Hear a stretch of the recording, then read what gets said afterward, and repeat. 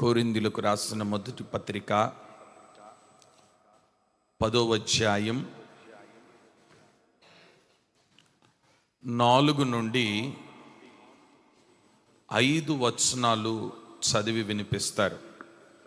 అందరూ ఆత్మ సంబంధమైన ఒకే పానీయమును పానం చేసిరి.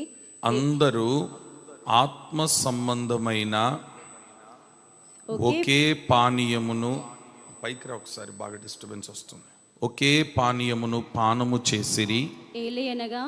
ఏలయనగా తమ్మును వెంబడించిన, అండర్లైన్ చేసుకోండి, తమ్మును వెంబడించిన ఆత్మ సంబంధమైన బండలోనిది త్రాగి, ఆత్మ సంబంధమైన బండలోనిది త్రాగిరి. ఆ బండ క్రీస్తే, ఆ బండ క్రీస్తే అయితే వారిలో ఎక్కువ మంది దేవునికి ఇష్టలుగా ఉండకపోయిరి గనుక అరణ్యములో సంహరింపబడిరి. అరణ్యములో వారు కూలిపోయిరి. మీ తల్లు పైకెత్తి వినండి. భక్తుడైన పౌలు గారు రాస్తున్న మాటలేవి. భక్తుడైన పౌలు గారు రాస్తున్న మాట, ఇజ్రాయేలు ప్రజలు ఐగుప్తులో నుండి బయలుదేరినప్పుడు అరణ్య మార్గములో దాహము చేత అల్లాడుతున్నప్పుడు బండలోని నీటిని దేవుడు వారికి ఇచ్చున్నాడు. ఆ నీళ్లు వారు త్రాగినారు. దేవుడు అనేక మేలులు, అనేక అద్భుతాలు, అనేక ఆశ్చర్య కార్యాలు వారి జీవితంలో చేస్తూ వచ్చున్నాడు. ఆ బండలోని నీళ్లు త్రాగిన తర్వాత ఆ స్థలాన్ని విడిచిపెట్టి మరొక స్థలానికి బయలుదేరినప్పుడు ఆ బండ అక్కడే నిలబడలేదు. మనం ఇక్కడ చదివితే, తామును వెంబడించిన ఆత్మ సంబంధమైన బండలోనిది వారు త్రాగిరి. అంటే వారు ఏ చోటైతే బండలోని నీటిని తాగినారో ఆ చోట నుండి ప్రజలు బయలుదేరినప్పుడు బండ కూడా వారితో కూడా బయలుదేరింది. ఇక్కడ చాలా జాగ్రత్తగా గమనించాలి. ఇజ్రాయేలు ప్రజలను నడిపించడానికి దేవుడు మోషేను ఎన్నుకున్నాడు. ఎవరిని ఎన్నుకున్నాడు? మోషే చేతిలో కర్ర ఉంది. మోషే ఎక్కడ నడుస్తున్నాడంటే ప్రజలకు ముందుగా నడుస్తున్నాడు. ఇప్పుడు మనం చదివిన ఈ లేఖన భాగాల్లో ఇజ్రాయేలు ప్రజలకు ముందు మోషే నడుస్తే ఇజ్రాయేలు ప్రజల వెనక ఎవరు నడుస్తున్నారని రాయబడి ఉంది అక్కడ. బండ అన్నందరు కూడా గట్టిగా, ఎవరో బండ. ఇప్పుడు ఇజ్రాయేలు ప్రజలను నడిపించడానికి ఇద్దరున్నారు. ఒక ఆయన ముందున్నాడు, ఒక ఆయన అనుకున్నాడు. ముందున్న ఆయన మోషే, ఆయన చేతిలో కర్ర ఉంది. వెనకున్న ఆయన దేవుడు, ఆయన బండయ్యి ఉన్నాడు. స్తోత్రం చెప్దామా గట్టిగా. చాలాసార్లు మనం విన్న చరిత్రనే జాగ్రత్తగా వినండి. గొర్రెలకు కాపరి ముందు నడుస్తాడు, మేకలకు కాపరి వెనక నడుస్తాడు. ఇక్కడ ఇశ్రాయేలు ప్రజలకు ముందు ఒక కాపరి ఉన్నాడు, వెనక ఒక కాపరి ఉన్నాడు. అయ్యా, గొర్రెలకైతే కాపరి ముందుంటాడు, మేకలకైతే కాపరి వెనుకుంటాడు కదా. మరి ఈ ప్రజలకు ముందు వెనక ఎందుకున్నారు అని అంటే, ఈ ప్రజలలో కొందరు గొర్రెలు ఉన్నారు, కొందరు గొర్రెలేమో మోషేను వెంబడిస్తున్నాయి, కొన్ని మేకలేమో ఆ గోడ ఈ గోడ ఎక్కుతున్నాయి. ఎక్కడ పడితే అక్కడికి చెట్లు దింపుకుంటున్నాయి, ఏ అడవిలో పడితే అడవిలోకి పరిగెడుతున్నాయి. కనుక ఈ మేకలను సరిచేయడానికి వెనకాల ఒక బండ వెంబడిస్తూనే ఉంది. స్తోత్రం చెప్పండి ఒకసారి గట్టిగా. అర్థమైందన్న వారు హల్లెలూయా చెప్పండి. హల్లెలూయా. ఇప్పుడు ఈ ఇజ్రాయేలు ప్రజలను బట్టి దేవుడు ఇక్కడ ఈ పౌలు భక్తుడు చెప్తున్నాడు, అయ్యా, ఈ ఇజ్రాయేలు ప్రజలను నడిపించడానికి ముందు మోషేని నిలిపినావు, వెనకాల బండయి వారిని వెంబడించినావు. అంతా బానే ఉంది. వీళ్ళు అనేక అద్భుతాలు పొందుకున్నారు, ఆశ్చర్య కార్యాలు చూస్తున్నారు, మేలులు పొందుకున్నారు, దేవుని కార్యాలు కల్లార చూస్తున్నారు. ఇంత జరిగిన తర్వాత అక్కడ రాసిన మాట ఏంటో తెలుసా? అయితే వారిలో ఎక్కువ మంది దేవునికి ఇష్టలుగా ఉండక పోయిరి గనుక అరణ్యములో వారు ఏమైపోయినారట? కూలిపోయినారు. అందులో ఇక్కడ రాసిన మాట ఏంటి? అయితే వారిలో ఎక్కువ మంది ఎవరికి ఇష్టానుసారంగా నడవలేదు.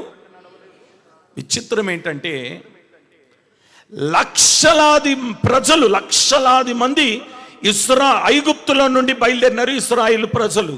కానీ వాగ్దానము చేసిన స్థలానికి ఎంతమంది వెళ్ళినారనంటే ఇద్దరే. మరి ఏమైపోయినారయ్యా ఈ ప్రజలంతా?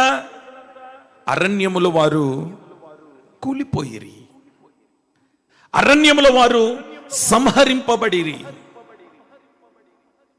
ప్రియ దేవుని బిడ్డలారా, ఇదొక గొప్ప ఆత్మీయ యాత్ర, లేదొక ప్రయాణం. ఇది ఈ ప్రయాణములో నీ ప్రయాణం చేస్తున్న ఈ ప్రయాణములో నీవెలాగున్నావు?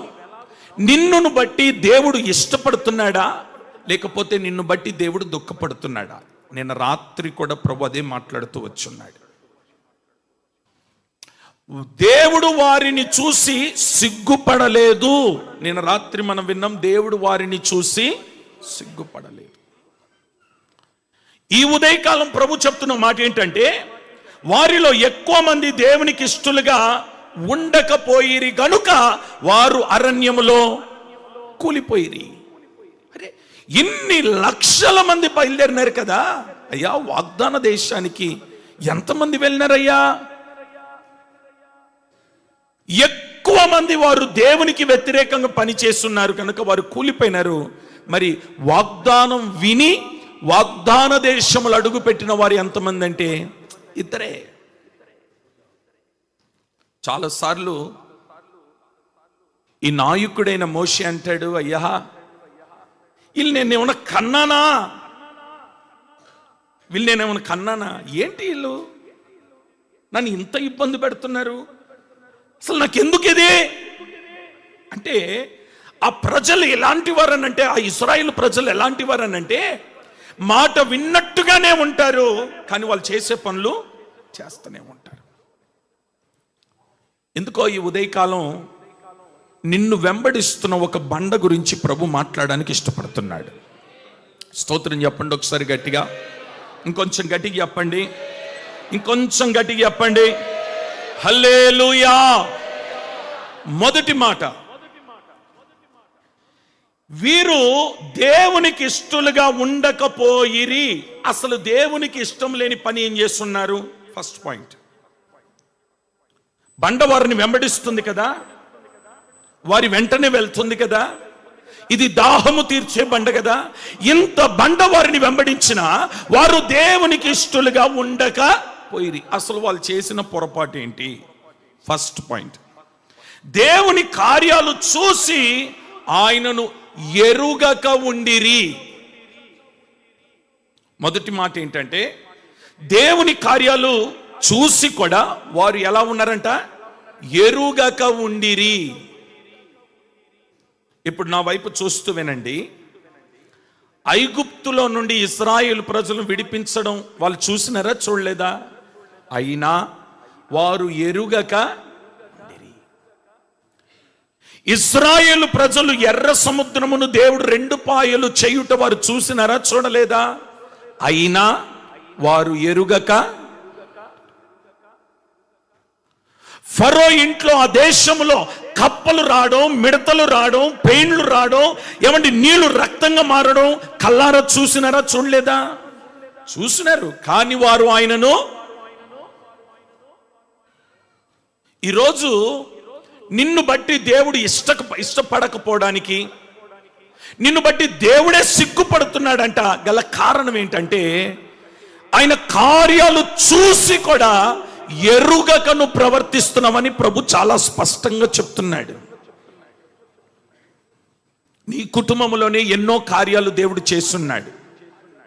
నీ పిల్లల విషయంలో దేవుడు కార్యం చేస్తున్నాడు, నీ ఉద్యోగంలో దేవుడు కార్యం చేస్తున్నాడు, నీ వ్యాపారంలో దేవుడు కార్యం చేస్తున్నాడు, నీ ఇంట్లో కార్యము చేస్తున్నాడు, ఆర్థికంగా దేవుడు నీకు సహాయం చేస్తున్నాడు, నిన్ను గొప్పవానిగా చేస్తున్నాడు, వేవేల ప్రజలకు దీవెనకరంగా నిలబెట్టుకున్నాడు, ఒక ఉన్నతమైన స్థానాన్ని దేవుడు నీకు ఇచ్చున్నాడు.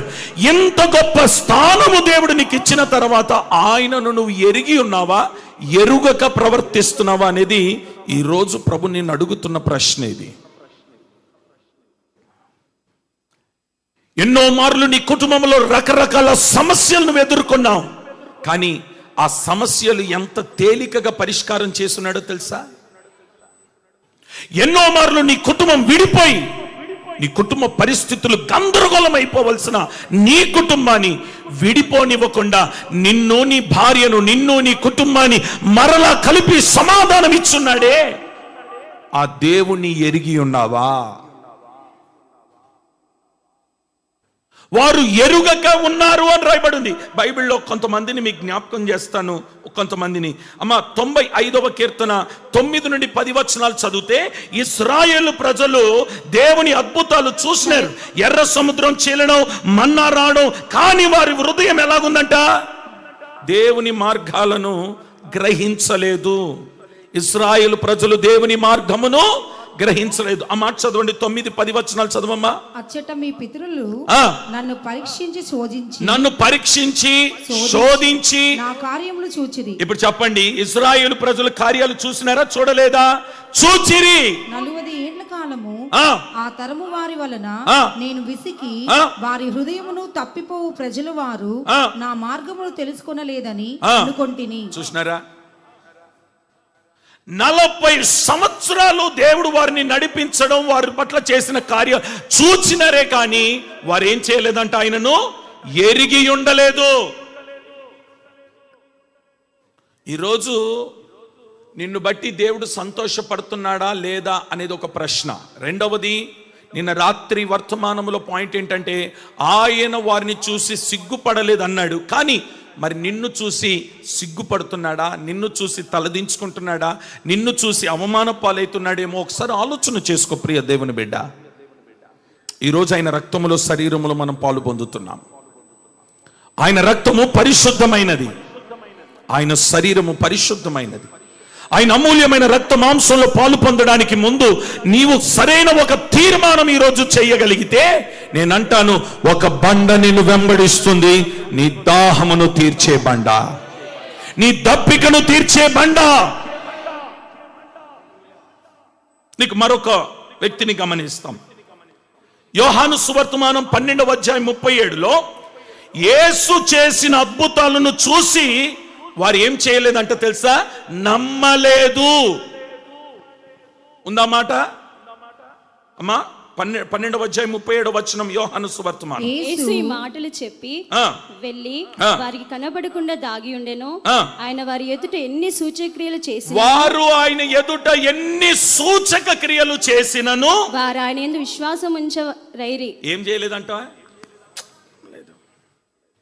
ఎన్ని సూచక క్రియలు చేసినను వారు ఆయనను, దేవునికి వారు ఇష్టలుగా ఉండకపోవడానికి గల కారణం ఏంటంటే, కార్యాలు చూస్తున్నారే కానీ ఆయనను నమ్మట్లేదు.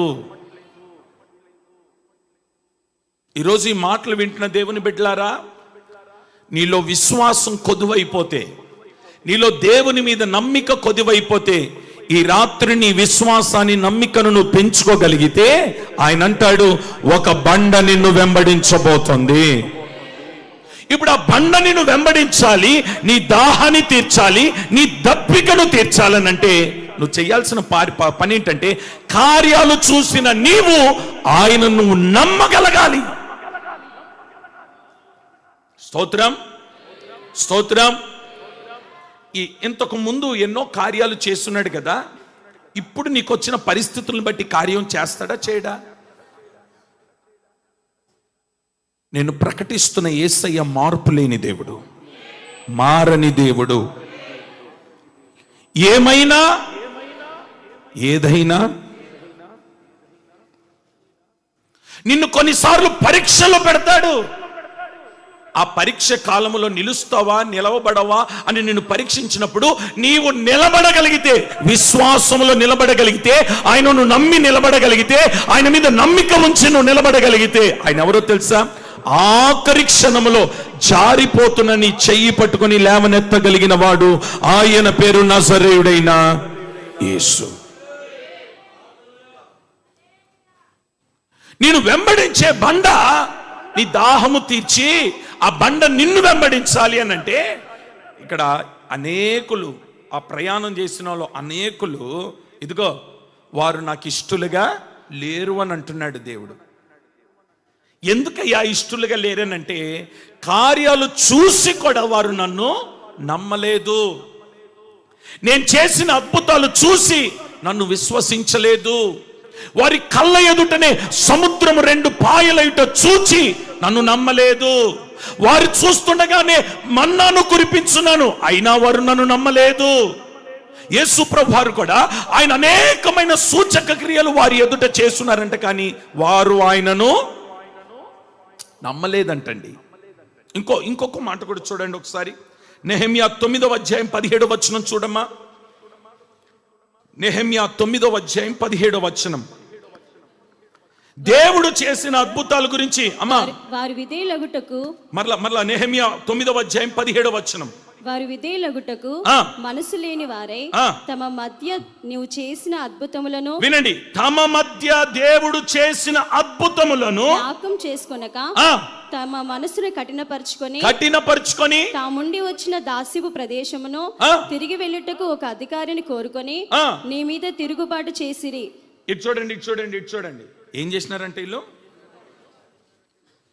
దేవుడు చేసిన అద్భుతములను కల్లారా చూసి, ఇటు నా వైపు చూడాలి, ఐగుప్తు దేశాన్ని విడిచిపెట్టి వచ్చినారు. విడిచిపెట్టిన నాటి నుండి దేవుడు ఎన్నో కార్యాలు, అద్భుతాలు, సూచక క్రియలు, మహత్కార్యాలు చూసి ఇప్పుడు వాళ్ళు ఏం చేస్తున్నారో తెలుసా? పరిస్థితి కొంచెం నీళ్లు దొరకలేదు, కొద్దిగా ఆహారం ఆలస్యమైంది, కొద్దిగా పరిస్థితులు కొద్దిగా అలాగున్నాయి. వెంటనే వాళ్ళు ఏమన్నారో తెలుసా? మా కొడుకులు చచ్చిపోయినారు, మేము బానిసలు ఉంటే ఉన్నాం, కానీ మాకు ఆ సమాధులే బాగున్నాయి, మాకు అక్కడ భోజనాలే బాగున్నాయి, మాకు అక్కడ తిండే బాగుంది అని చెప్పి అందులో ఒకడిని ఎన్నుకొని ఎక్కడికి బయలుదేరడానికి తిరుగుబాటు చేసినారంట? ఐగుప్తుకు వెళ్ళడానికి వారు తిరుగుబాటు చేశారు. వింటున్నారా ప్రియ దేవుని బిడ్డలారా? ఈరోజు నీ తిరుగుబాటు తనమును బట్టే కదా దేవుడు నేను ఇష్టపడట్లేదు. దేవుని సన్నిధికి వచ్చిన నీవు, దేవుని మందిరములు ఎన్నో మేలులు పొందుకున్న నీవు, దేవుని కార్యాలు నీ కళ్ళతో చూసిన నీవు తిరగబడుతున్నావేమో ఒకసారి ఆలోచన చేయి. వారు జ్ఞాపకము చేసుకొనక వారు ఏమైనారంటే, వారు ఇప్పుడు తిరుగుబాటు చేస్తున్నారు. ఎవరి మీద? దైవజనుడి మీద, దేవుని మీద, సన్నిధి మీద తిరుగుబాటు చేస్తున్నారు. ఈరోజు నిన్ను వెంబడించాలి ఒక బండ అని నువ్వు కోరుకుంటే, నీలో ఉన్న తిరుగుబాటు స్వభావాన్ని మీరు తీసివేయుదురుగాక. స్తోత్రం చెప్దాం ఒకసారి గట్టిగా, ఇంకొంచెం గట్టిగా చెప్పండి. ఆ తిరుగుబాటు స్వభావం వలన ఇప్పుడు వాళ్ళు ఏం అడుగుతున్నారంటే, మాకు ఐగుప్తే, మాకు అక్కడ ఆహారమే, అక్కడ పరిస్థితులే. ఇది మొదటి మాట. అందులోని ఇంకొక మాట కూడా జ్ఞాపకం చేస్తాను. మత్తయి సువర్తమానం 11వ అధ్యాయం 20 నుండి 21 వచనాల వరకు చదివి వినిపించండి. పిమ్మట ఏ పట్టణములలో ఆయన విస్తారమైన అద్భుతములు చేసెను. చూడండి, ఏ పట్టణములలో ఆయన విస్తారమైన అద్భుతములు చేసెను, ఆ పట్టణంలో వారు మారు మనసు పొందకపోవుట వలన ఆయన వారినిట్లు గద్దింపసాగెను. ఇది చూడండి అమ్మా, ఏ పట్టణాల్లో, 2 పట్టణాలమ్మా, కొరాజిన్ పట్టణం, బెత్సైదా పట్టణం, 2 పట్టణాలు ఉన్నాయి. ఈ 2 పట్టణాల్లో చాలా అద్భుతాలు చేస్తున్నాడు దేవుడు. కానీ వారిలో ఏం రాలేదంటే తెలుసా? పశ్చాత్తాపన రాలేదు. వారు ఆయనను ఎరుగకనే. నేను అంటాను, నీ కుటుంబంలో దేవుడు అద్భుతాలు చేయలేదా? నీ ఇంట్లో అద్భుతాలు చేయలేదా? నీ సంఘములో దేవుడు అద్భుతాలు చేయలేదా? అద్భుతాలు దేవుడు ఇంత చేసిన తర్వాత ఇంకా నీలో పశ్చాత్తాపన రావట్లేదు, నువ్వు ఆయనను ఎరుగకనే నిలుస్తున్నావనంటే ఇప్పుడు బండ ఎలా నిన్ను వెంబడిస్తుంది? బండ నిన్ను వెంబడిస్తే కదా నీ దాహం తీర్చబడుతుంది. బండ నిన్ను వెంబడిస్తే కదా నువ్వు బ్రతుకుతావు. బండ నిన్ను వెంబడిస్తే కదా నీ దప్పిక తీర్చబడుతుంది. ఆ బండ నిన్ను వెంబడించాలంటే కార్యాలు చూసిన నీవు పశ్చాత్తాపనతో తిరుగుబాటు తనమును మానుకొని ఆయన కార్యములను నమ్మి తీరగలిగితే ఆ బండ నిన్ను వెంబడించునుగాక. స్తోత్రం చెప్దాం ఒకసారి గట్టిగా, హల్లెలూయా. ఇప్పుడు చెప్పండి, మొదటి పాయింట్ ఏంటంటే కార్యాలు చూసిన నీవు ఒకటి నమ్మాలి, రెండవది తిరుగుబాటు మానుకోవాలి, మూడవది నీలో ఏముండాలంటే పశ్చాత్తాపనం ఉండాలి. ఈ మూడు విధములైన ఆ లక్షణం ఎప్పుడైతే నీలోనికి వస్తుందో ఇప్పుడు నేనేం వెంబడిస్తుంది? ఒక బండ నేను వెంబడిస్తుంది. స్తోత్రం చెప్దామా. ఇప్పుడు ఆ బండ నన్ను వెంబడించాలని కోరిన వారు మాత్రమే ఒక హల్లెలూయా చెప్పండి. బండ ఎందుకయ్యా నాకు అని అనుకుంటున్నావేమో. ఆ బండ ఎవరు చెప్పాలి. ఆ బండ ఎవరు? ఆ బండ నిన్ను వెంబడిస్తే నీ దప్పిక, గట్టిగా చెప్పండి, నీ దప్పిక తీరుతుంది. నీ కష్టాలు తీరుతాయి, నీ సమస్యలు తీరుతాయి, నీ దాహము తీరుతుంది, నీ రోగానికి స్వస్థత, నీ వ్యాధికి స్వస్థత, నీ బలహీనతలకు స్వస్థత, నీ సమస్యలకు పరిష్కారం ఆ బండే. స్తోత్రం, హల్లెలూయా. ఇప్పుడు చెప్పండి, ఎంతమందికి కావాలా బండ నన్ను వెంబడించాలని కోరిన వారు? గట్టిగా మీ చేతులు కుడి చేయి పైకెత్తి ఒక్క ఆమేన్ చెప్పండి చూద్దాం. సెకండ్ పాయింట్లోకి వద్దాం. దేవుడు వారిని చూసి ఇష్టపడలేదు. దేవునికి వారు ఇష్టానుసారంగా నడుచుకోలేదు. దేవునికి వారి ఇష్టానుసారంగా నడుచుకోలేదు. దేవుడు వారిని చూసి సిగ్గుపడుతున్నాడు. కానీ నిన్న చరిత్ర మనం విన్నాం ఏంటంటే సిగ్గుపడలేదు. కానీ ఇక్కడ వీరిని చూసి ఇష్టపడట్లేదు, సిగ్గుపడుతున్నాడు. కారణం ఏంటి? సెకండ్ పాయింట్, వదిలేసి వచ్చిన వాటి మీద ఇంకా వారికి ఏం చావలేదంటే ప్రేమ చావలేదు. ఏం చావలేదమ్మా? ఇంకొంచెం గట్టిగా, తాగుబోతుల బ్యాచ్లు వినండి. వదిలేసి వచ్చిన వాటి మీద వీరికి ఇంకా మనస్సు లాగుతుంది. వదిలేసి వచ్చిన వాటి మీద ఇంకా ప్రేమ లాగుతుంది. అందులో మొదటిది లోతు భార్య, లోతు ఇద్దరు పిల్లలు ఎక్కడున్నారు? సొదొమలో. దేవదూతలు వెళ్ళి, అమ్మా మీరు ఇక్కడ ఉండడానికి వీల్లేదు, ఈ సొదొమ అంత అగ్ని చేత కాల్చబోతున్నాం, మీరు బయలుదేరండి అని అంటే లోపట గదుల్లో తిరుగుతున్నారే కానీ ఎవరు కూడా బయలుదేరడానికి ఇష్టమో. విచిత్రం ఏంటో తెలుసా? దేవుడే అంటే ఆ బండే వారి చెయ్యి పట్టుకొని బయటికి లాక్కొచ్చిందంట. బండే వారు చేతులు పట్టుకొని లాక్కొచ్చింది. ఆ మాట చదువుతారా? చదవండి ఒకసారి చూద్దాం. ఆదికాండం 19వ అధ్యాయం 16వ వచనం. అతడు తడువు చేసెను. చూడండి, అతడు ఏం చేసినాడంట? తడువు చేసెను. అతని మీద యెహోవా కనికరపడుట వలన ఆ మనుషులు అతని చేతిని, వినండి, అతని చేతిని, అతని భార్య చేతిని పట్టుకున్నాడా లేదా? అతని ఇద్దరు కుమార్తెల చేతులను. చూడండి. లోతు చేతిని, అతని భార్య చేతిని, లోతు భార్య చేతిని, అతని ఇద్దరి కుమారుల చేతిని పట్టుకొని వెలుపలకు తీసుకుని వచ్చి ఆ ఊరి బయట నుంచి. ఇప్పుడు చెప్పండి, వీళ్ళ ఇష్టానికి బయటకు వచ్చినారా? దేవదూతలు బలవంతంగా లాక్కొచ్చినారా వాళ్ళని? కొంచెం గట్టిగా చెప్పండి. బలవంతంగా లాక్కొని రావడం కారణం ఏంటంటే ఏ ఊర్లో అయితే ఉన్నారో ఆ ఊరు విడిచిపెట్టడం వీరికి ఇష్టము. సరే, మొత్తానికి బలవంతానికి బయటకు వచ్చినారు. వీళ్ళు ప్రయాణం చేసి వెళ్తున్నారు. మెడ మాత్రమే తిప్పిన మెడ అలాగునే. అంటే ఈమె మెడ తిప్పడం గల కారణం ఏంటంటే దేనిని విడిచిపెట్టి వచ్చిందో విడిచిపెట్టిన వాటి మీద ఈమె మనసు ఇంకా లాగుతుంది. ఈరోజు కొంతమంది యవనస్తులు ఉన్నారు, కొంతమంది పెద్దలు కూడా ఉన్నారండి. నేను చాలా వేదనతో చెప్తున్నాను ఈ మాట. దేవుని సంఘములో ఉంటూ, దేవుని పనిలో ఉంటూ, సేవకులకు సమీపంగా ఉంటూ, పరిచర్లు వాడబడుతూ, ఏమండి అన్నిట్లో పాలు పొందినట్టుగానే ఉంటూ కొన్ని స్నేహాల్ని బట్టి త్రాగుతున్నారనే విషయం విన్నగానే నాకు చాలా బాధగా ఉంది.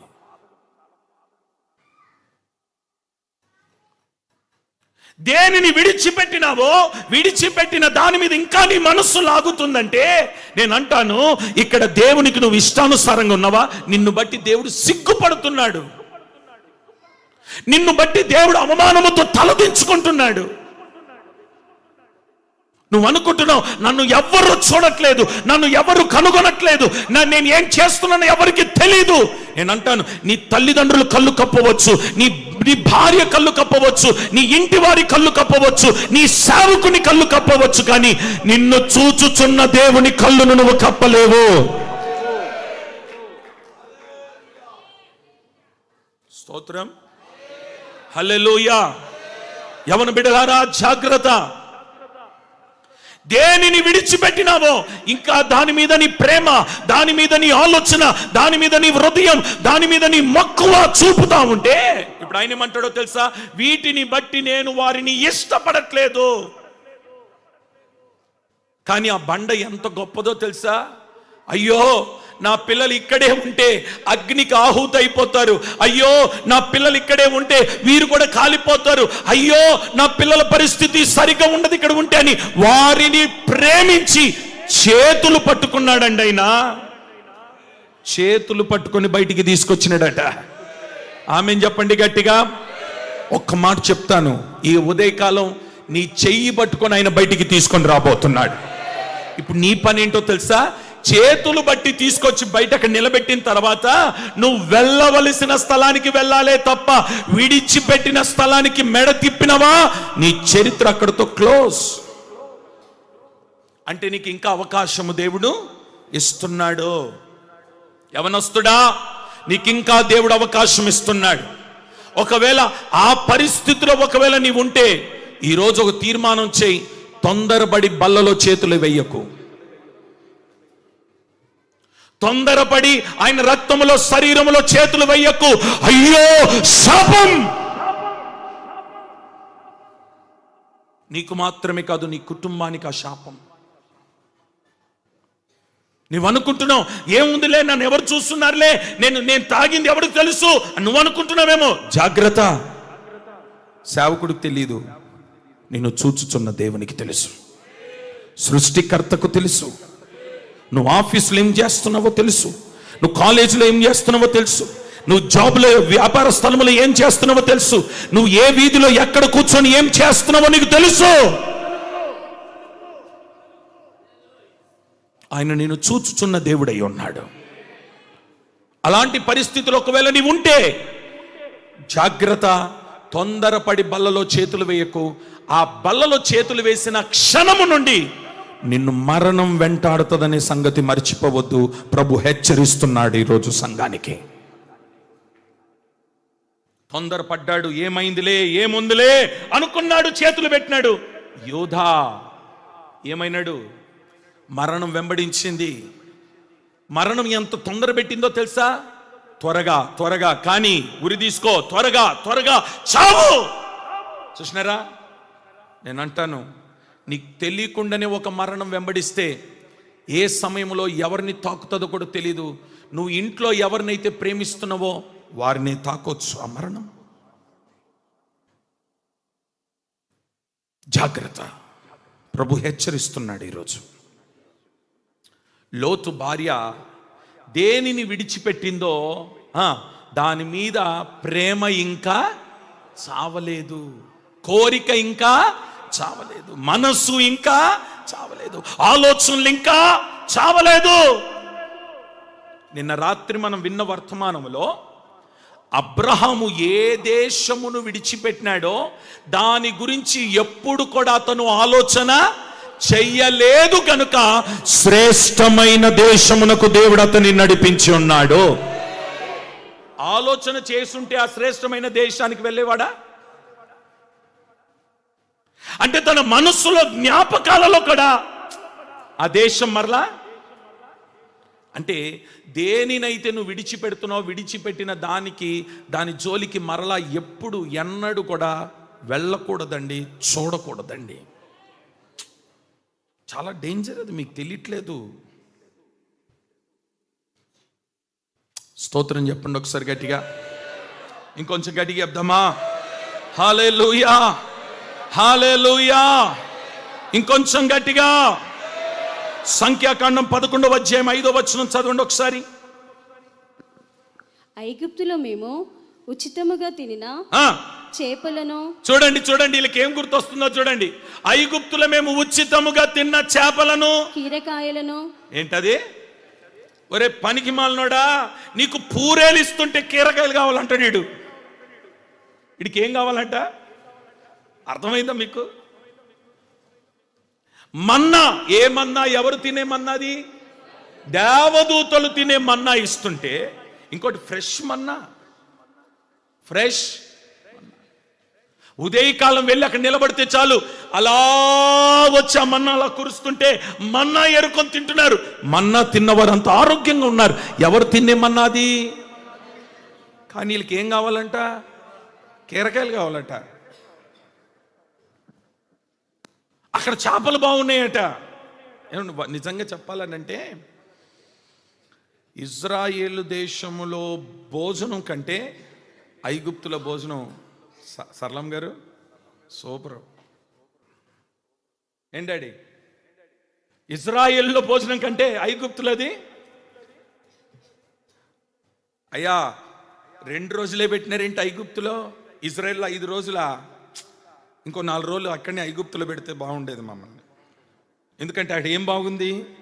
భోజనం బాగుంది. వీళ్ళు కూడా ఏమంటున్నారమ్మా? ఏమో చదువమ్మా?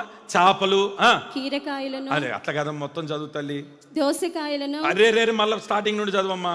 ఐగుప్తులో మేము ఉచితముగా తినిన, ఐగుప్తులో మేము ఉచితముగా తినిన చేపలు, కీరకాయలు, దోసకాయలు, కూరాకులను. కాదండి, వీడికి ఏమైనా మత్తుందా? వీళ్ళకి ఏమైనా కొంచెమైనా బుర్రుందంటారా? అరే మన్నా పెడుతున్నాడు, పూరేలు పెడుతున్నాడు, కావలసిన ఆహారం అంతా ఇస్తున్నాడు. ఇవన్నీ పక్కన పెట్టి ఏం కావాలంటే వీళ్ళకి? నేను ఇక్కడికి వచ్చిన ప్రారంభ దినాల్లో మరి చెప్పాలో వద్దో కానీ చెప్పాలి, తప్పదిగా మరి చెప్పాలి. మునక్కాయ కోసం గొడవ పడ్డారండి మనోళ్ళు. సొరకాయ కోసము, మునక్కాయలు సొరకాయల కోసం కూడా గొడవ పడ్డారు ఇక్కడ ప్రారంభంలో నేను వచ్చిన కొత్తలో. దేవుని కృప. మునక్కాయ కోసం గొడవపట్టలేదు, ఇప్పుడు సొరకాయ కోసం లేదు, సాంబారు కోసం లేదు, అన్నం మెత్తగైనా గట్టిగైనా, ముళ్ళైనా మెత్తగైనా గంజైనా ఏది ఇస్తే అది తాగేసి దేవా ఇచ్చినందుకై. అందుకు ఈ సంఘాన్ని దేవుడు ఇలా అభివృద్ధి పరుస్తున్నాడండి.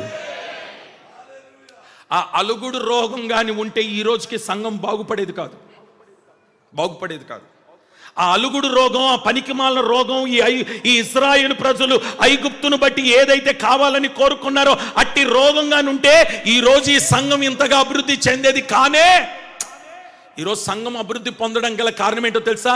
దేవుడు ఏది ఇస్తే దానిని తిని తృప్తి పొందుతున్నారే, దానిని బట్టే దేవుడి సంఘాన్ని దీవించడం ప్రారంభించినాడు. స్తోత్రం చెప్దామా గట్టిగా? ఇప్పుడు చూడండి, వీళ్ళు ఏమంటారంటే ఐగుప్తు కోసము ఇశ్రాయేలుల కోరిక ఏంటంటే మాకు అక్కడనే ఐగుప్తే. విచిత్రం ఏంటో తెలుసా? ఒంటి మీద బట్టుండేది కాదు.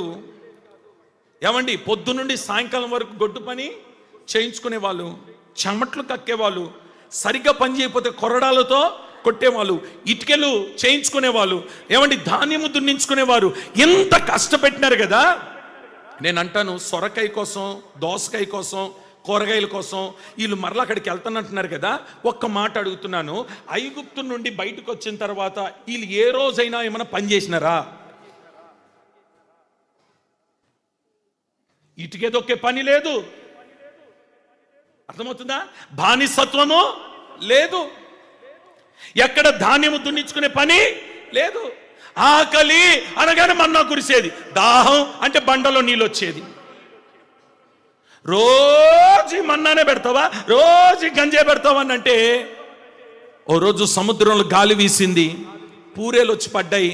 పడితే చూడండి ఇంత ఎత్తు వచ్చినాయంట, భూమి నుండి ఇంత ఎత్తు వచ్చి నిలబడితే ఎట్ట తిన్నారో తెలుసా? మీరు చదవండి, ముక్కులో నుండి కూడా వచ్చేసిందండి.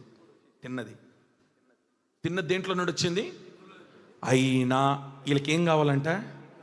దోసకాయలని చెప్పండి. వీళ్ళకేం కావాలంట? కూరగాయలు. స్తోత్రం చెప్దాం ఒకసారి గట్టిగా. హల్లెలూయా, హల్లెలూయా. దేవునికి వారు ఇష్టలుగా ఉండలేకపోయిరి. గల కారణం ఏంటంటే విడిచి వచ్చిన వాటి మీద ఇంకా వారి మనస్సు పోలేదు. ఇంకొక మాట కూడా చదివిస్తాను. లూకాసు వర్తమానం 9వ అధ్యాయం 62వ వచనం. లూకాసు వర్తమానం 9వ అధ్యాయం 62వ వచనం. నాగటి మీద చెయ్యి పెట్టి, యేసు చెప్పిన మాటలు ఏంటంటే, నాగటి మీద చెయ్యి పెట్టి వెనక తట్టు చూచిన వాడు ఎవడునో దేవుని రాజ్యమునకు పాత్రుడు కాడని. చూడండమ్మా, వానితో నాగటి మీద చెయ్యి పెట్టిన వాడు వెనక తట్టు చూస్తే ఇక దేవుని రాజ్యానికి వాడు వారసుడు. అంటే దాని అర్థం ఏంటో చెప్పనా? దేనిని విడిచిపెట్టి వచ్చినావో ఒక్కసారి విడిచిన దానిని మరలగాని నువ్వు తిరిగి చూస్తే దేవుని రాజ్యానికి నువ్వు వారసుడివి. విడిచిన పాపం, విడిచిన త్రాగుడు, విడిచిన వ్యభిచారం, విడిచిన అక్రమ కార్యాలు, విడిచిన అక్రమ సంబంధాలు, విడిచిన దానిని మరలగాని తిరిగి చూస్తే దేవుని రాజ్యానికి నువ్వు వారసుడివి. మా నాన్నగారు భలే చెప్తాడు, verily verily I say unto you. నిశ్చయముగా ఖచ్చితంగా చెప్పుతున్న మాట ఇది. దేవుని రాజ్యానికి నువ్వు వారసుడివి కాలేవు. స్తోత్రం చెప్దామా గట్టిగా? హల్లెలూయా. అంటే సెకండ్ పాయింట్, విడిచిన దాని మీద నీకు ప్రేమ కానీ, మక్కువ కానీ, ఆలోచన కానీ, మనస్సు కానీ ఉండకూడదు. స్తోత్రం చెప్దామా గట్టిగా? కానీ ఆ బండకి ఎంత ప్రేమ అంటే ఇంకా నీ చేయి పట్టుకొని బయటికి తీసుకొని వస్తుంది. బయటికి తీసుకొచ్చేది బండ పని అయితే నడిచేది నీ పని.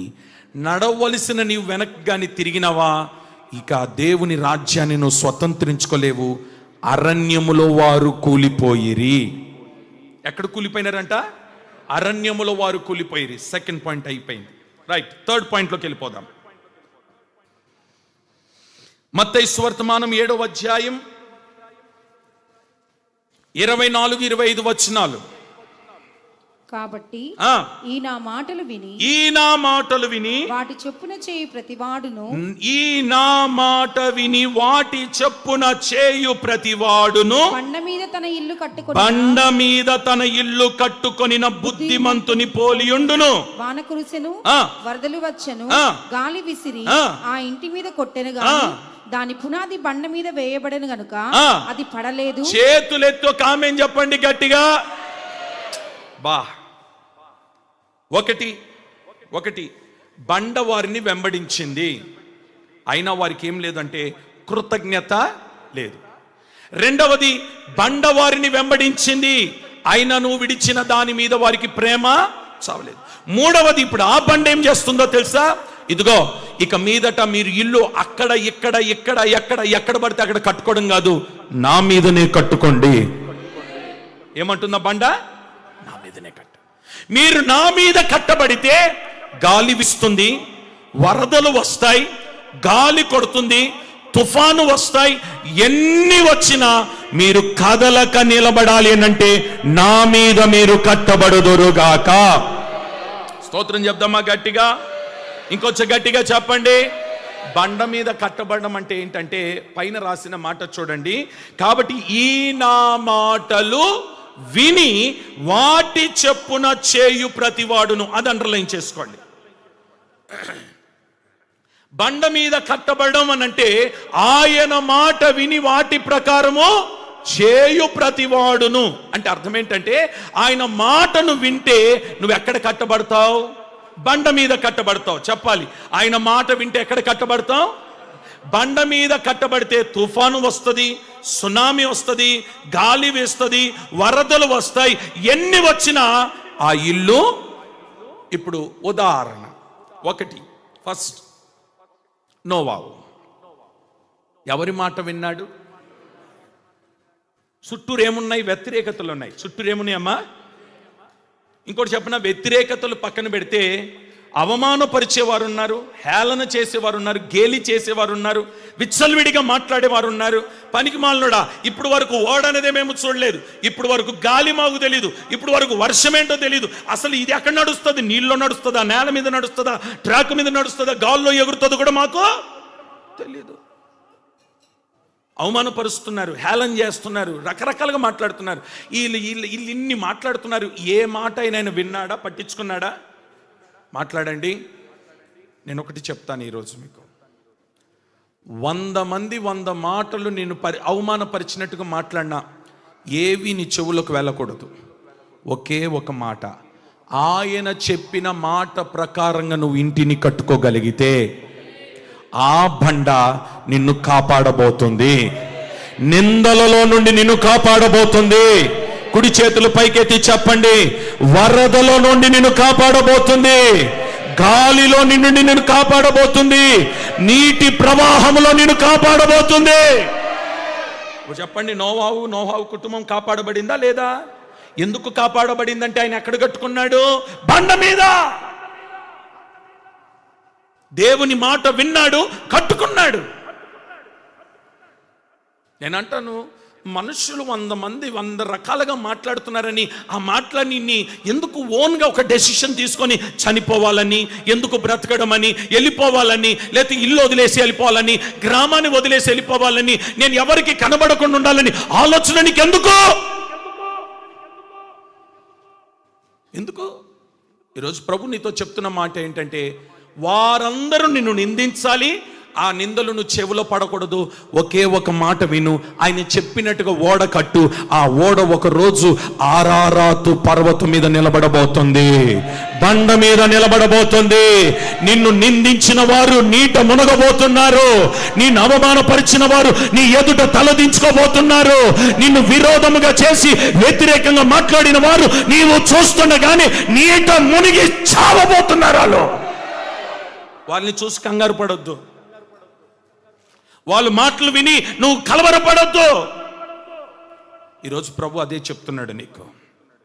స్తోత్రం చెప్పండి ఒకసారి గట్టిగా. దేని మీద కట్టబడాలి? ఆ బండ మీద కట్టబడాలంటే నువ్వు ఎవరి మాట వినాలి? ఇంకెవ్వరి మాట వినొద్దు. ఈరోజు ప్రభు నీతోనే మాట్లాడుతున్నాడు. ఈ మాటను విను చాలు, ఈ మాట ఒక్కటి నువ్వు విను చాలు. ఇంకా ఎవ్వరు ఎన్ని అన్నా ఏది నువ్వు పట్టించుకోవద్దు. నువ్వు ఎలాగుండాలో తెలుసా? పోయిన వారమే చెప్పినాను, చెవిటివాడివానిగాను, మోహవాడిగాను, గుడ్డివానిగా ప్రయాణము చేయి. ఒకటే ఒక స్వరం వినబడాలి. ఏంటి ఆ స్వరం అనంటే, నీవు నా బండ మీద నీ ఇంటిని కట్టుకుంటే ఏ వరద వచ్చినా, నీళ్ళొచ్చినా, గాలి వచ్చినా పడకుండా నిన్ను నిలబెట్టుకుంటాను. ఇప్పుడు ఆ ఓడ ఎక్కడ నిలబడింది? అరారాతు పర్వతం మీద నిలబడింది, బండ మీద నిలబడింది. స్తోత్రం చెప్దామా? హల్లెలూయా. ఇప్పుడు చెప్పండి, అది ఎలాంటి బండ అంటే నిన్ను వెంబడిస్తున్న బండ. నిన్ను వెంబడిస్తున్న ఒకటి, నిన్ను వెంబడిస్తున్న బండకు నువ్వు కృతజ్ఞత కలిగి ఉండాలి. రెండవది, నిన్ను వెంబడిస్తున్న బండను చూస్తూ ముందుకు వెళ్ళాలి కానీ వెనకకు. మూడవది, ఆ బండ మీద నువ్వు కట్టుకోవడానికి దేవుడు నిన్ను పిలుస్తున్నాడు. వచ్చా బండ మీద కట్టుకో. Praise the lord. చెప్పండి, ఆ బండ ఎవరు? ఆ బండ ఎవరు? బైబిల్లో ఇంకో చక్కని మాట ఉందండి. మన సబ్జెక్ట్ కాదు, చెప్తున్నాను ఒక మాట. చూడండి, నీ పసిపిల్లలను బండకేసి కొట్టువాడు ధన్యుడు అని రాయబడి ఉంది. ఏంటి? అవినాష్ గారు ఏంటి అంత సీరియస్గా చూస్తున్నావు? అదే మాట బైబిల్లో ఉంది, సామెతల్లో. ఏముందో తెలుసా? కీర్తనలు చదవమ్మా. 137 చివరి మాట. నీ పసిపిల్లలను పట్టుకొని వారిని బండకు వేసి, వారిని బండకేసి కొట్టువాడు ధన్యుడు. వాడు బతుకుతాడా? చెప్పరేంటి? బతుకుతాడా వాడు? బండకేసి కొడితే బతుకుతాడా? కానీ కొట్టు, వాడు ధన్యుడు. ఏంటా బండ? నీ పిల్లలను దేని మీద నిలబెట్టాలి? బండ మీద నిలబెట్టాలి. చెప్పండి గట్టిగా, స్తోత్రం చెప్పండి ఒకసారి గట్టిగా. దప్పిక తీర్చే బండ, దాహము తీర్చే బండ, మనలను వెంబడిస్తున్న బండ, మన అక్కర్లు తీర్చగలిగిన బండ, మనలను నడిపించగలిగిన బండ, మన కోరికలను తీర్చగలిగిన బండ, మన మనోనేత్రాలు తెరవగలిగిన బండ, మనలను వెంబడిస్తున్న బండ. ఆ బండ మీద నీ బిడ్డను పెంచు. స్తోత్రం, హల్లెలూయా. చేతులెత్తి గట్టిగా ఒక హల్లెలూయా చెప్పండి. ఇంకొంచెం గట్టిగా చెప్తామా? ఆదికాండం 12వ అధ్యాయం 1 నుండి 4 వచనాలు చదవమ్మా. ఆదికాండం 12వ అధ్యాయం యెహోవా 1 నుండి 4. నీవు లేచి నీ దేశం నుండి, చూడండి దేవుడు చెప్తున్నాడు అబ్రహాముతో, నువ్వు లేచి నీ దేశము నుండి, నీ బంధువుల యొద్ద నుండి, నీ తండ్రి ఇంటి నుండి బయలుదేరి నేను నీకు చూపించు దేశంలోకి వెళ్ళుము. నిన్ను గొప్ప జనముగా చేసి నిన్ను ఆశీర్వదించి నీ నామమును గొప్ప చేయుదును.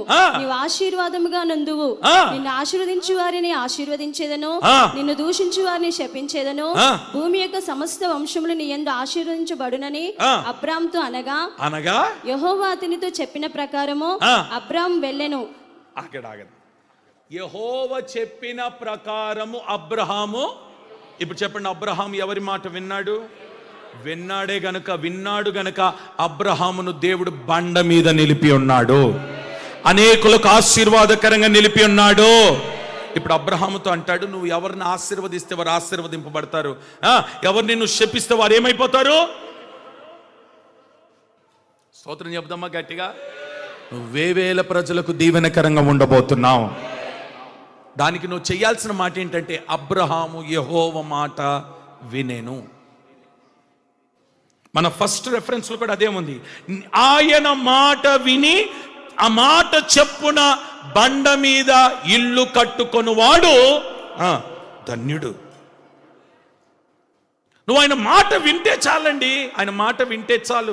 నేను అంటాను, మందిరానికి వచ్చినప్పుడు మాత్రం ఆయన వాక్యం విని ఎంతో పశ్చాత్తపడినట్టుగా నటిస్తున్నావే, ఇంటికి వెళ్ళిన తర్వాత ఆ మాట ప్రకారంగా నడుచుకుంటున్నావా? ఇక్కడ వినడం కాదు, నువ్వు ఎక్కడ ఉన్నా ఆయన మాట వినాలి. స్తోత్రం చెప్పండి గట్టిగా. ఇప్పుడు చెప్పండి, ఒకటి ఎవరు విన్నారు? నోవాహు విన్నాడు. విని దేవుడు అతను ఎక్కడ నిలబెట్టినాడు? బండ మీద నిలబెట్టినాడు. రెండవది ఎవరు విన్నారమ్మా? అబ్రహాము విన్నాడు. అతను ఎక్కడ నిలబెట్టినాడు? కొంచెం గట్టిగా. మూడో మాట చెప్తాను, దానియేలు కూడా దేవుని మాట విన్నాడు. విన్నాడా వినలేదా? చదవండి ఒకసారి 6వ అధ్యాయం 10వ వచనం. దానియేలు, ఇట్టి శాసనము సంతకము చేయబడినని దానియేలు తెలుసుకొనినను అతడు తన ఇంటికి వెళ్ళి యథాప్రకారముగా అనుదినము ముమ్మారు మోకాలుని తన ఇంటి పైగది కిటికీలు యెరూషలేము తట్టునకు తెరవబడి ఉండగా తన దేవునికి ప్రార్థన చేయగా ఆయనను స్తుతించుచూ వచ్చెను. ఆ మనుషుల గుంపు కూడి. చాలమ్మా, చూడండి, దానియేలు కూడా ఎవరి మాట విన్నాడు? ఇప్పుడు దానియేలు దేవుని మాట విన్నందుకు కింద స్థాయిలో ఉన్నాడా, ఉన్నతమైన స్థానంలో ఉన్నాడా? చెప్పాలి. ఏ స్థానంలో ఉన్నాడు? ఉన్నతమైన స్థానంలో ఉన్నాడు, కింద స్థానంలో లేడు. దానియేలుని ఒక కూలోడు మాదిరిగానో లేకపోతే ఒకరి కింద బానిసగానో దేవుడు పెట్టలేదండి. వాడిని దానియేలుని ఎక్కడ పెట్టినాడంటే, వీళ్ళందరినీ నడిపించడానికి దానియేలుకు ఒక సింహాసనాన్ని దేవుడు ఇచ్చున్నాడు. అంటే ఎక్కడ నిలబెట్టినాడు? బండ మీద నిలబెట్టినాడు. మాట వింటే నిన్ను బండ మీద నిలబెడతాడండి దేవుడు. ఆయన మాట వినగలిగితే నీ స్థానాన్ని దేవుడు ఉన్నతమైన స్థానంలో నిలబెడతాడండి. ఆయన మాట వినగలిగితే నీ స్థానాన్ని దేవుడు హెచ్చు చెయ్యునుగాక. హల్లెలూయా. ఇంకొంచెం గట్టిగా చెప్దామా? ఇప్పుడు 4వ పాయింట్లోకి వెళ్దాం. 4వ పాయింట్లోకి వెళ్దాం. 40వ కీర్తన 2వ వచనం. 40వ కీర్తన 2వ వచనం. యెహోవా వానిని కాపాడి బ్రతికించును. అమ్మా, 40వ కీర్తన 2వ వచనం. నాశనకరమైన గుంటల్లో నుండి, జిగటగల దొంగ ఊబిలో నుండి ఆయన నన్ను పైకెత్తెను. అండర్లైన్ చేసుకోండి, నా పాదములు బండ మీద నిలిపి అడుగులు స్థిరపరచెను. చేతులతో కామెంట్ చెప్పండి గట్టిగా. నా పాదములు బండ మీద నిలిపి దానిని ఏం చేస్తాడంట? అడుగులు స్థిరపరుస్తాడు. ఒకటి చూడండి, వెంబడిస్తున్న బండ. వెంబడిస్తున్న బండకు మనం ఏమై ఉండాలి? కృతజ్ఞత కలిగి ఉండాలి. ఓకే. రెండోది, వెంబడిస్తున్న బండను వెంబడించాలి తప్ప వెనకకు తిరిగి చూడకూడదు. మూడవది, ఆ బండ మీదనే నీ ఇల్లు కట్టబడాలి. నాలుగవది, ఇప్పుడు నీ పాదాలు ఎక్కడ ఉండాలంటే బండ మీద ఉండాలి. స్తోత్రం చెప్దాం ఒకసారి గట్టిగా. నీ పాదాలు ఎక్కడ ఉండాలమ్మా?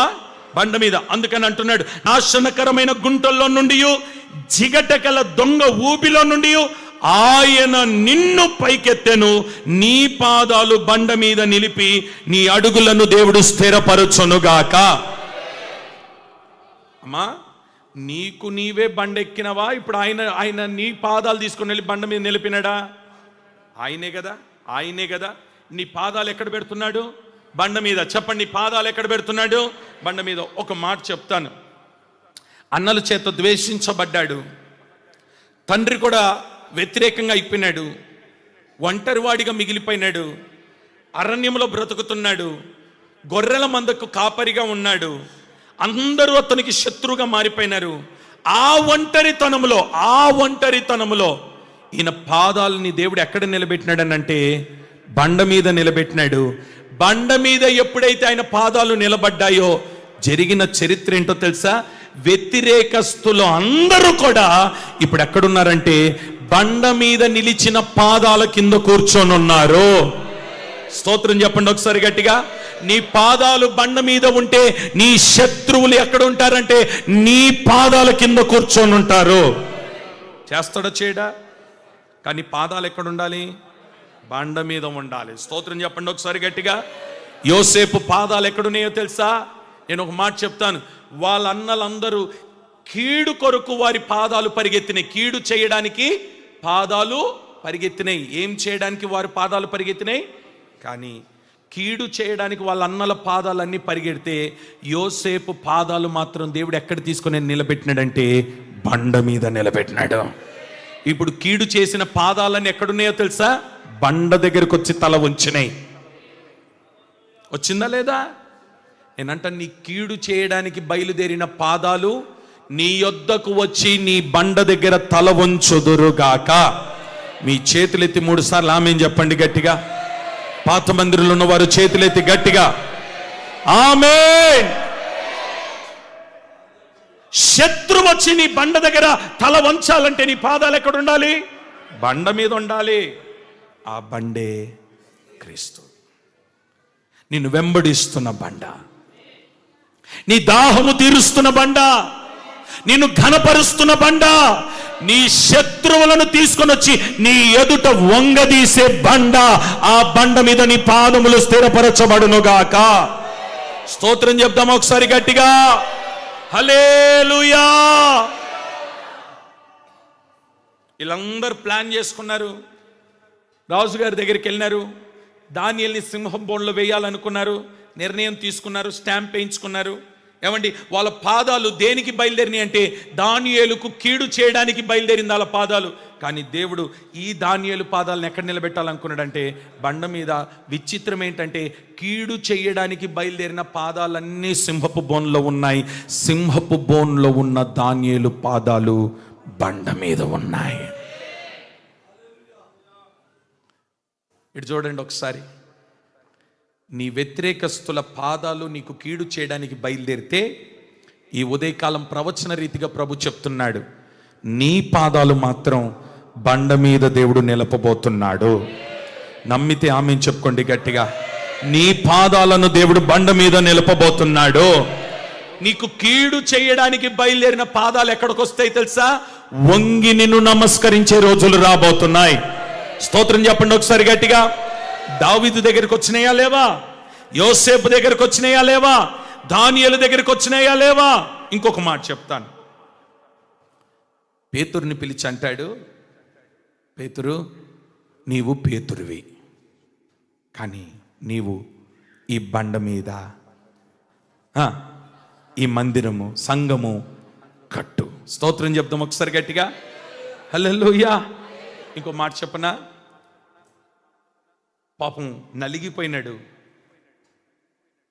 యేసు ప్రభు వెంట తిరిగి చివర్లకు వచ్చేటప్పటికి చిన్న పొరపాటు, అబద్ధం ఆడి ఆ తర్వాత యేసయ్యకు దూరం అయిపోయిన తర్వాత ఎంత పశ్చాత్తపడ్డాడో తెలుసా?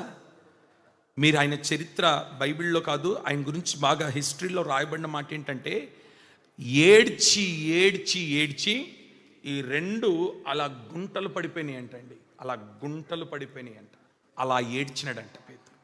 అంతగా పశ్చాత్తపడ్డాడు. ఆ తర్వాత దేవుడు ఆయనకి ఇచ్చిన గొప్ప స్థానం ఏంటంటే బండ మీద ఆయన పాదములను నిలిపినాడు. స్తోత్రం చెప్దాం ఒకసారి గట్టిగా. ప్రధాన అపోస్తలుడిగా బిరుదు పొందుకున్నాడండి. ఎలాంటి అపోస్తలుడు? ప్రధాన అపోస్తలుడిగా బిరుదు పొందుకున్నాడు. ఈరోజు నీ పాదాలు కూడా బండ మీద నిలిచి ఉండును గాక. ఇంకొంచెం గట్టిగా చెప్దామా? సౌలుగా ఉండి క్రైస్తవులను హింసిస్తూ వారిని చిత్రహింసలు పెట్టి వారిని నశింప చేస్తున్నాడు. దర్శనం పొందినాడు సౌలు, పౌలుగా మార్చబడ్డాడు. ఇప్పుడు ఇతని పాదాలు ఎక్కడున్నాయో తెలుసా? బండ మీద నిలబడింది. ఇప్పుడు ఏమంటున్నాడనంటే, అయ్యా మొన్నటి వరకు నేను హింసించినను, ఇప్పుడు మీరు నన్ను ఎంత హింసించినా నా దేవుని కొరకు హింసించబడానికి నేను సిద్ధమే. స్తోత్రం. నీ పాదాలు ఎక్కడ ఉండాలి? ఇప్పుడు బండ మీద ఉండాలి. చెప్పండి, ఎక్కడ ఉండాలి నీ పాదాలు? బండ మీద నిలిచి ఉండాలి. చివరిగా ఒక్క మాట చెప్పి ఇంకా ముగించేస్తాను. న్యాయాధిపతుల 6వ అధ్యాయం 20-21 వచనాలు. న్యాయాధిపతుల 6వ అధ్యాయం 20-21 వచనాలు. దేవుని దూత ఆ మాంసమును పొంగని భక్ష్యములను పట్టుకొని రాతి మీద అనగా బండ మీద పెట్టి అనేది అండర్లైన్ చేసుకోండి. బండ మీద పెట్టి నీళ్లు పోయమని అతనితో చెప్పాను. అతడంటే ఎవరో కాదు, గిద్యోను. యెహోవా దూత అతడు అలాగు చేయగా యెహోవా దూత తన చేతనున్న కర్రను చాపి దాని కొనతో ఆ మాంసమును ఆ పొంగని భక్ష్యములను ముట్టినప్పుడు, ఆ మాట అండర్లైన్ చేసుకోండి, అగ్ని ఆ రాతిలో నుండి వెడలి ఆ మాంసమును పొంగని భక్ష్యములను కాల్చివేశాను. స్తోత్రం చెప్పండి ఒకసారి గట్టిగా. అగ్ని ఎందులో నుండి వచ్చింది? బండలో నుండి. చెప్పండి, అగ్ని ఎందులో నుండి వచ్చింది? బండలో నుండి. నేను అంటాను, ఆ బండ నిన్ను మండించే బండ, నీ అర్పణను మండించే బండ. స్తోత్రం చెప్పండి గట్టిగా. నీ బలి అర్పణను అర్పించే ఒక బండ. ఇంకో మాటలో చెప్పాలంటే నీ ప్రార్థనను అంగీకరించే ఒక బండ. ఇప్పుడు నీ అంశం లేదా నీ అర్పణ, నీ సమర్పణ తీసుకొచ్చి ఎక్కడ పెట్టాలి? చెప్పండి, ఎక్కడ పెట్టాలి? బండ మీద పెడితే బండలో నుండి ఒక అగ్ని దాన్ని దహించబోతుంది. బండలోని అగ్ని ఆ మాంసమును దహించబోతుంది. బండలోని అగ్ని ఆ దహన బలిని, ఆ అర్పణను అంగీకరిస్తుంది. దాన్ని ఎక్కడికి తీసుకురావాలి ఇప్పుడు నువ్వు? ఇప్పుడు గిద్యోను ఎక్కడికి తెచ్చినాడు? దాన్ని రాతి మీదకి తీసుకొచ్చి పెట్టినాడు, బండ మీద తీసుకొచ్చి పెట్టినాడు. గిద్యోను ఎక్కడ తీసుకొచ్చి పెట్టినాడమ్మా? నేనంటా నీ అర్పణ ఇప్పుడు ఎక్కడికి తీసుకొచ్చి పెట్టాలి? బండ మీద తీసుకొచ్చి పెడితే, బండ మీద పెట్టినప్పుడు బండలో నుండి ఒక అగ్ని ఆ మాంసమును కాల్చివేయనుగాక, అర్పణను అంగీకరించునుగాక, నీ సమర్పణను అంగీకరించునుగాక. స్తోత్రం చెప్దాం ఒకసారి గట్టిగా. ఇంకొంచెం గట్టిగా చెప్తే బాగుంటుందేమో. ఏలియా బలిపీఠం ఎక్కడ కట్టినాడు? చెప్పాలా? ఎక్కడ కట్టినాడు? కట్టినాడా లేదా? ఏం బండ అది?